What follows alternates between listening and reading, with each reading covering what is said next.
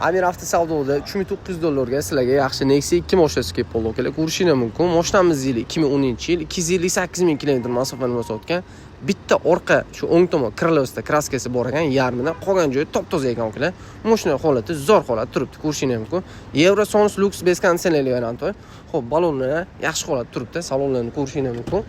Salonlar ham yaxshi holat turibdi. Asset rollar qo'yilgan, yaxshi ho'l ko'rlik solingan, video registrator. Pioneerdan yaxshi magnitofon kolonkalargacha qo'yilgan, mejgar pultlari bor akalar. Orqa tomonni ko'rishingiz mumkin. Temir gaz balonli ustunovka qilingan. Texnik holatdan hech qanaqa muammosi yo'q deyapti o'zing uchun. Tekshtirib, proyekt qildirib olasizlar. Mana shu bitta orqa krelosini yarmida kraskasi bor ekan, qolgan joylar top-toza deyapti. O'zing uchun buni ham tekshtirib, proyekt qildirib olasizlar. Biz ham egalardan olingan ma'lumot to'lig'icha sizlarga yetkazib beramiz. Qolgan ma'lumotni o'zlaridan olishingiz mumkin. Bu mashinamizni aytayotganimizda okamiz bilan to'g'rishib bo'ladigan narxi sizlar xohlagan dokument bo'ladi. Undan umuman kam yo'q ekan. $3900 tushirib qo'ydi akalar.